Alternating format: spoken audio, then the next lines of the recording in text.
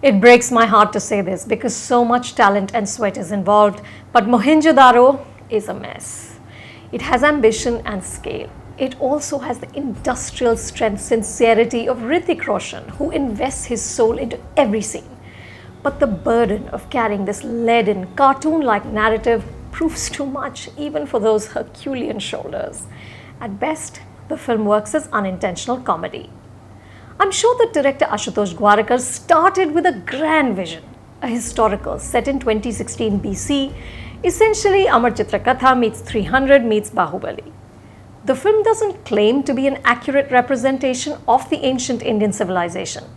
In essence, Ashutosh, who has also written the story, was creating his own world. The vision deserves applause, but the director has been utterly let down by his own writing. The story is so simplistic and feeble that the film starts wobbling in the first few minutes. And then you have approximately 150 more to go.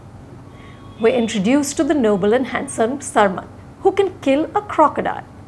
Sarman seems like a regular village hero with a sidekick named Hojo, perhaps inspired by Hodor in Game of Thrones.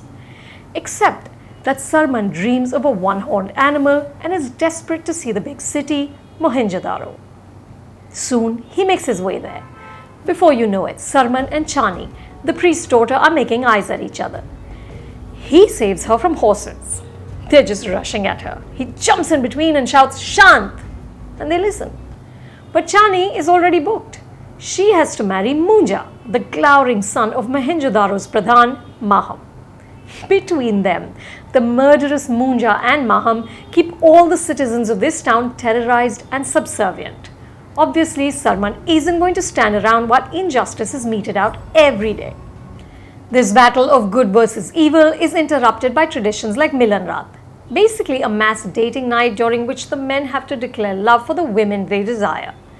Sarman has already been identified as a troublemaker, so he participates in this by disguising himself. He puts 2 white lines on his cheeks and red paint around his eyes. And guess what? No one recognizes him. I think the weight of all the headgear that these people wear seems to have addled their brains.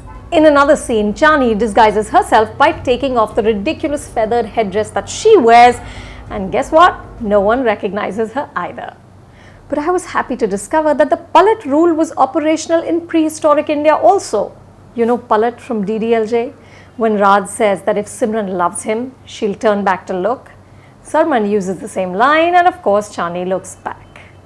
When Sarman gets too problematic, Maham throws him into an arena with these oversized dreadlocked warriors called Bakar Zokar.